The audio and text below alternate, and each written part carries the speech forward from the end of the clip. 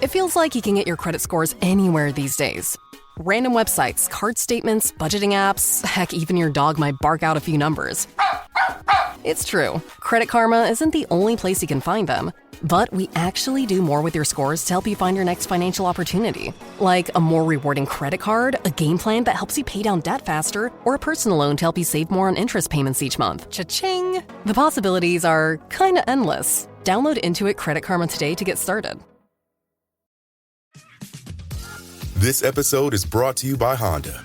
When you test drive the new Prologue EV, there's a lot that could impress you about it. There's the class-leading passenger space, the clean, thoughtful design, and the intuitive technology. But out of everything, what you'll really love most is that it's a Honda. Visit honda.com/EV to see offers. Hey guys, welcome to this week's podcast episode. I got a really fantastic guest for you today, John Chan, and he's an entrepreneur with a passion for user experience design, and he's CEO and co-founder. And we're going to talk about SaaS, e-commerce. He's also competed in Olympic Taekwondo, which we also share. And we're going to talk about teamwork in business. And I'm really happy to have him on the show and showcase his brand. So John, welcome. Chris, thank you for having me. Super excited to be here.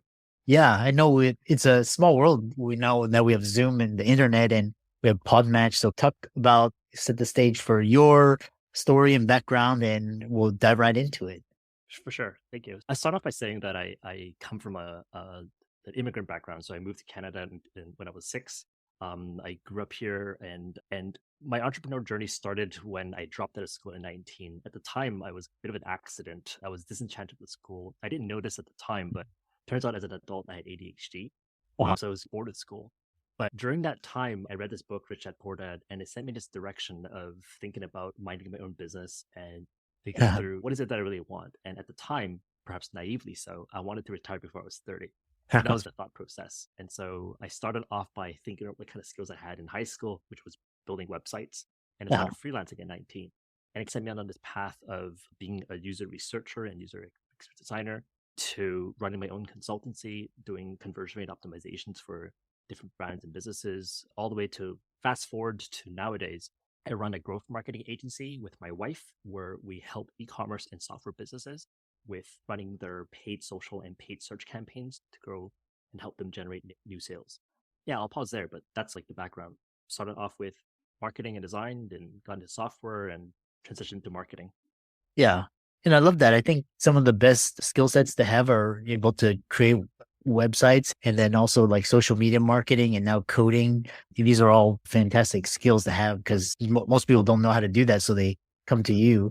And what's interesting is this idea of, because you integrate user experience design.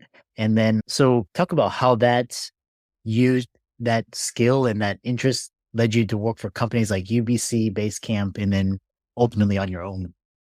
For sure. It all started with just recognizing that the things that I was building back then when I was building websites, that there were people behind the scenes. And a lot of the progression from in my career, from going from designing to writing software to marketing, it was all figuring out what the next phase of the skill set that was missing was. And so when I first started building websites, it wasn't long before it dawned upon me that, oh, if I'm making a change on the site, it impacts somebody on the other side. And my first job was working with UBC. It's one of the largest, most prominent universities in Canada, where I was working as a developer. But it was one incident. It was interesting where I remember I was answering phone calls, helping with system admin and tech support, and somebody was asking for a password change. And I noticed that on the web page, that the reason why they called that particular number was because it was an error message that showed up. And that one department that I worked with was in support of 11 different branches, we were always inundated with the calls. And so when I noticed that was the message that showed up, I changed the number to a different department where it was basically had more support. And it basically helped impact the stress levels of that particular group. And so just like incrementally making me realize that, oh, if I studied the process and the path that people took, I could have more lasting impacts and changes. And so it went from working at the university to eventually recognizing how I can help them support with increasing donors, and being more clear about their mission, to working for-profit companies and recognizing that if I made the same type of user experience changes, and improvements that had real impact to their bottom lines. And that's when I started exploring different softwares and different companies, partly because that was my interest at the time. I was looking at a lot of different designers and where the well-known designers are. And Basecamp at the time was one of a very prominent software company. They're the inventors behind the Ruby on Rails software movement, and also just a general idea of running business remotely. And so I was lucky to be able to work with them, learn under the wings, and see how they operated. And that was all came from figuring out the next problem incrementally from the skills that I had at the time. Yeah. Yeah. It's fascinating. And at the end, I want to talk about how all these skill set shaped your entrepreneurial journey. And your agency, 2X Growth Agency, it specializes helping e-commerce and DTC brand, that's direct to consumer brands, grow. So what unique strategies do you employ to manage such a large ad spend effectively and drive significant revenue for your clients? For sure. So nowadays, when we do marketing, we always think about marketing as sales at scale. And so the precursor to any effective or successful marketing campaigns always boils down to having a fantastic and strong product. And so whenever we're having those discussions, and it came from the user experience research skills, where I was interviewing it and monitoring and seeing the gap between how a company presents itself versus how end consumers or end users perceive what the company is about. And so marketing campaigns nowadays often boils down to us studying and understanding what the real reasons are for what motivates people to buying a particular product or service. And we see that from customer reviews, we see that from competing reviews, we see that from looking at the search experience or a social experience that someone would have, from looking at how do they go about finding and buying products, and then seeing how our product for a particular brand or company that we're working with fits into that mix. And then in our ad creatives or ad copy, we would just highlight those things where they otherwise would have overlooked it or forgot about it. And a small example would be, for example, a lot of the work we do today is producing and creating thumb-stopping ad creatives. And we take, if someone's seeing on their Instagram feed or on their social feeds and they're introduced to a product for the first time, we basically think about what experience a successful customer would have had from being introduced to the product, reading the landing page, buying a product, receiving it, and successfully consuming and being happy with the result. And we just capture that experience in video form and we present that in an ad so people can future pace in their head what the experience would be had they bought from them. And so a large part of it is just spreading that message. And again, it goes back to the original point of why marketing is sales at scale, right? It's about seeing how someone would have been sold at a micro level so that we can scale that on a macro level. Yeah. Yeah, I love that. But it would, like I said, it's all about scaling. And then the other question is, so entrepreneurial wise, you've had challenges. It's like entrepreneurship is not for the faint of heart. And in your experience, what are the most common challenges entrepreneurs face in the digital space and how can they address them? There's a lot of different things why business will not work, right? And so I think for my own journey, I think from the different businesses that I've had to the ones that have worked really well versus the ones that have not, I think of the few conditions that lead to success. And for a while, it took me a long time to learn this one aspect about my skill set and myself. And it made me realize that when I look at other founders and entrepreneurs, I see that sometimes they have a lot of blind spots in the same way that I had, which really boils down to a lot of us have unique strengths and skill sets and weaknesses that we otherwise would not have recognized. But if you go back to your childhood, if you look back at your journey of growing up, the conditions that led you to pick certain choices or certain paths, they're really signs for what you're really good at. And a lot of part of running a business is recognizing how could you apply the things that are uniquely skills that you develop that make you unique, that you're really good at, and just keep focusing on those and applying that in a work environment, and then finding partners or hires to bridge all the gaps that see the condition of a successful business. A lot of it really comes down to that now. And so even as I think about why we run an agency today, a large part of it comes down to recognizing that we weren't as good as building a product from 0 to 1, from how to start from nothing, compared to taking a company or a business that have existing sales and metrics or data from going from 1 to 10. And so when you recognize that's your skill set and that's your strength, then just focusing on taking companies from 1 to 10 is much better. So rather than, for example, in the future version of our business, rather than starting new brands or starting new companies, we think we're much better off acquiring or buying businesses to grow. Yeah, I love that, and kind of resonates with your journey because you realized for a long time, kind of school system holds you back because it's you don't like. I find that the school system holds a lot of people back that are either very advanced or very entrepreneurial, and it's once you find that you can go to from instead of going from 0 to 1, as you said, going from 1 to 10 and doing your thing, you accelerate so much faster. It's quite interesting. And it's like advice for e-commerce businesses. And if you, for those looking to scale, what key pieces of advice would you offer, especially in terms of digital marketing and creative development? Yeah. I think for e-commerce brands specifically, I think a large part of their growth really boils down to being really good with distribution. So a lot of founders start because they're really good with product, right? They find a sort of niche or an angle or a product because of their personal history. And so they develop a very effective and wonderful product. But usually distribution is sometimes where, at least for the brands that we meet with and the fact that they're hiring a marketing agency, boils down to having a skill gap.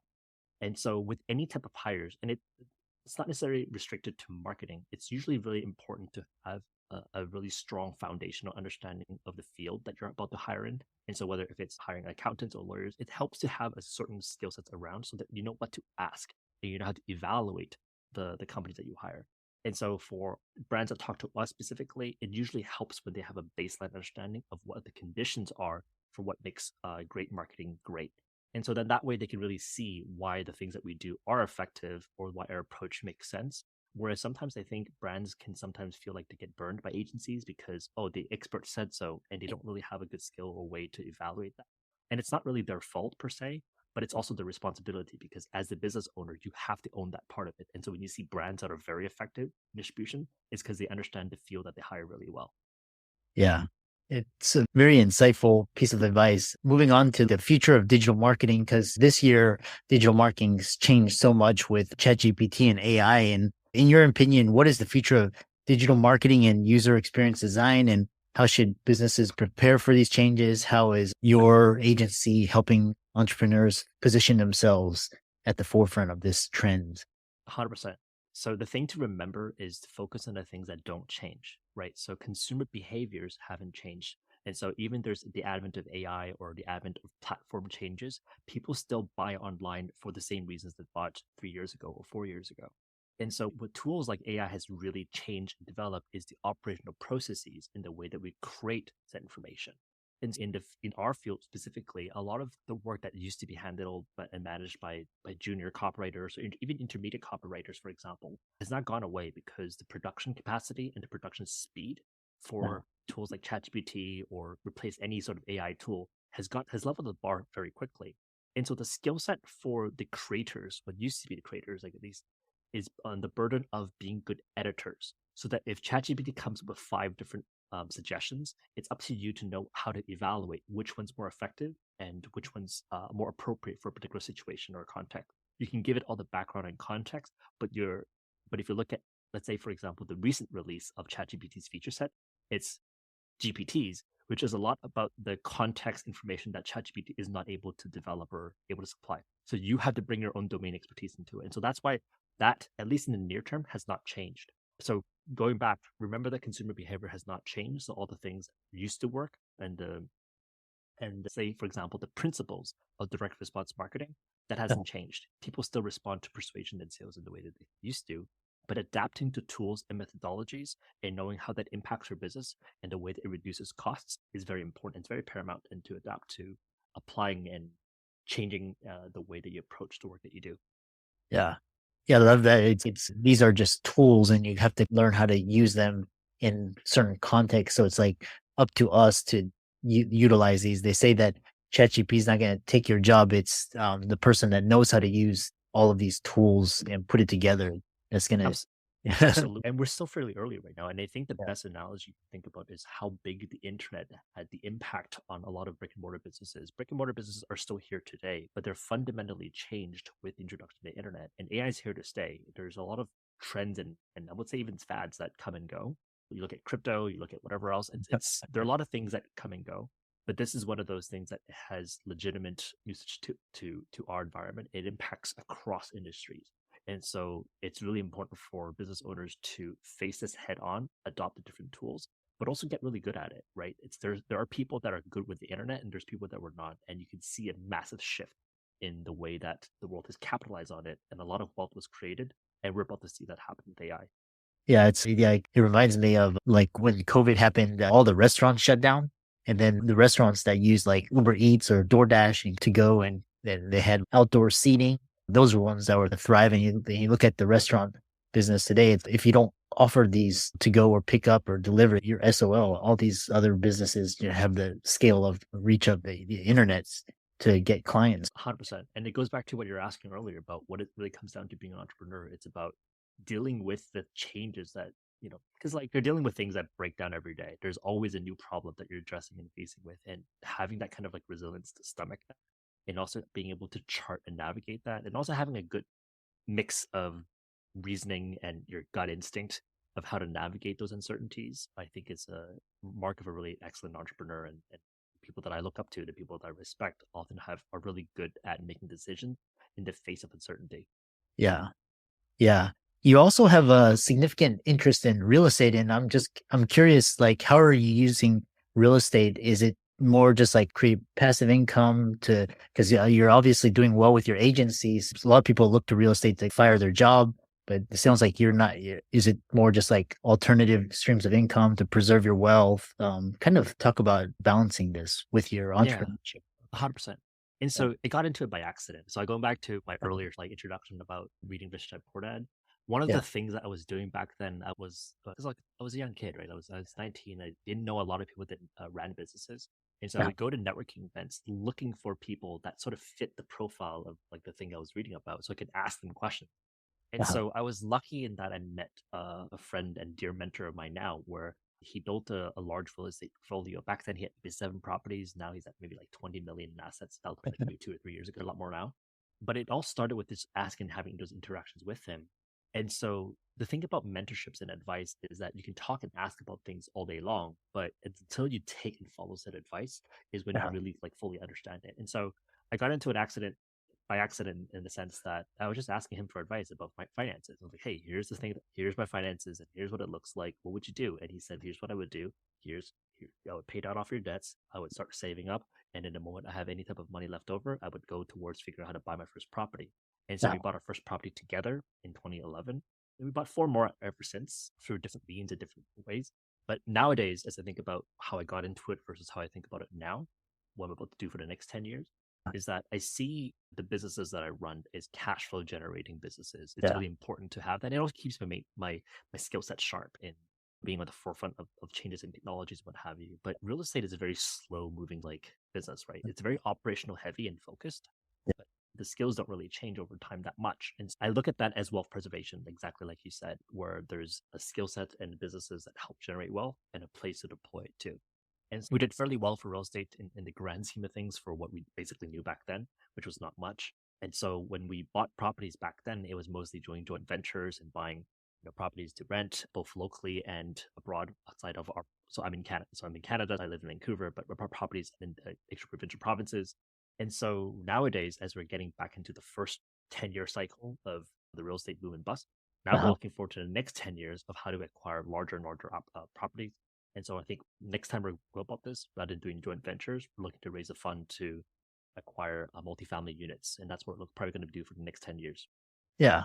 Yeah, it's fascinating because even a lot of my friends, like in the past, they were like, they were questioning like, why do they get into real estate? They have these high income jobs, but the younger generation understands that jobs are not going to always be there. So you have to have some way to preserve your wealth, and especially with inflation and taxes and debt and all of that. And real estate is kind of a way to hedge, and it's great. And they say that real estate is a sure thing, but it's a slow thing. And it's like you have to, if you take care of the property, you buy in a good location, it almost always appreciates, but it's slow. So it's concluding, which is one interesting, is you were on the Canadian national team in Olympic Taekwondo. And how has your experience in sports influenced your approach to business and leadership? And how does personal growth and development mean to you as an entrepreneur and athlete? I love that question because I think about that a lot. And then I don't realize how important that was until I got into whatever I'm doing 5 or like years afterwards, right? Yeah. I think what athletics have taught me at the time, and I was lucky because I was trained under an Olympic coach. I tried to work towards being an Olympian, never made it. Ended up joining Team Canada for different occasions for different aspects of it. I was on the World University team in 2007 and 2011. Competing for Team Canada and also World Poomsae in 2006. But the progression for being in athletics have, especially in Canada, where there's not a lot of carded and professional athletes, you're doing it on a vocation.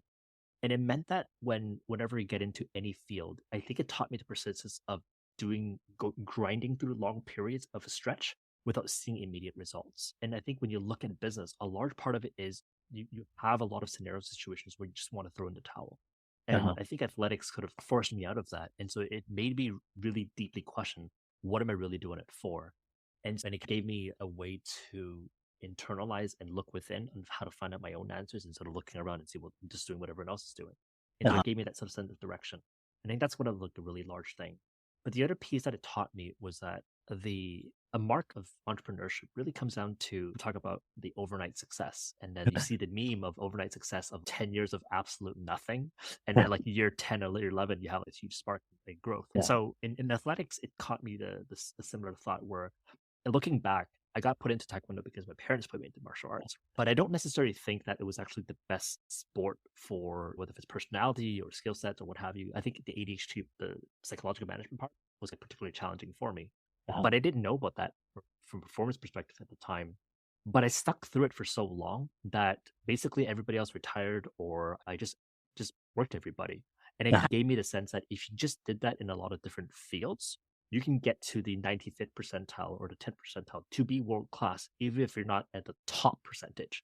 And I think that takes sort of different level of the right conditions, the right environment, the right people, and also the right sort of natural sort of conditions that make you a strong athlete. And so even if you didn't have that by birth and you had everything else, you could still outwork and get really far. And I think the same could be said of business, where a lot of times it's just don't die in your company, in your business. If you can find ways to survive and get through the next payroll or the next thing to get to the other side, you see a lot of things play out that way. And that happened certainly with us in real estate. We had a lot of near-death experiences. It happened with our agency and the business that I started with my wife. And we've also had our best years because we grounded through the tough parts. And I think athletics really drilled that into my head. Ryan Reynolds here from Mint Mobile. With the price of just about everything going up during inflation, we thought we'd bring our prices down. So to help us, we brought in a reverse auctioneer, which is apparently a thing. Mint Mobile Unlimited Premium Wireless. How to get 30, 30, bit to get 30, bit to get 20, 20, 20, bit to get 20, 20, bit to get 15, 15, 15, 15, just $15 a month? Sold! Give it a try at mintmobile.com/switch. $45 upfront payment equivalent to $15 per month. New customers on first 3-month plan only. Taxes and fees extra. Speed slower above 40 gigabytes. See detail. Kroger Delivery has one mission: to deliver the freshest food right to your door. That's why our drivers are pros. Our trucks are refrigerated. And when it comes to low prices, we always deliver. With $20 off your first order of $75 or more, there's no better time to get in on the action. Mission accomplished. Restrictions apply. See site for details. Yeah, I love that. And I love it's just because even like Neil Patel and just like you see a lot of people, during pandemic and COVID, they started all these podcasts and YouTube channel and it exploded, but then they just quit it. And if you like slow and steady, you're already outpaced them. Really interesting. If people want to find out more about you, check out your website, follow your social media, check out your agency, how can they do so? Sure. So our agency is 2x.agency. So you can learn about us and our services there. I'm on Twitter. It's Twitter or X, whatever it is now. But username is JTC Chan. It's you can look up John Chan, which is there's a lot of us. You can always find me on LinkedIn, but I'm always happy to connect with entrepreneurs. And and I also want to go back to my initial thought of thanking you for doing what you do. It goes back to what I respect the fact that 600 episode in, because it's easy to start something, but it's very hard to maintain and be consistent over time. So a lot of respect to you as well. Oh, thanks. Yeah, and I think it's also the athlete conditioning and the training. I love your idea. You don't have to be world class, but if you outwork everybody, you can be world class. So it's just 100%. kind of 100%. If you look at business, there's enough for everybody. We live in a world of abundance, so you don't have to be the best in a particular field or set. You can be good enough and still do very well in your finance and circumstance and the people around you. Yeah, I love that. For all the listeners out there listening, John for coming on. Be sure to follow him on all his socials. These will be in the links and the resources. And with that, thanks so much for coming on. Thank you, Chris. It was a great pleasure.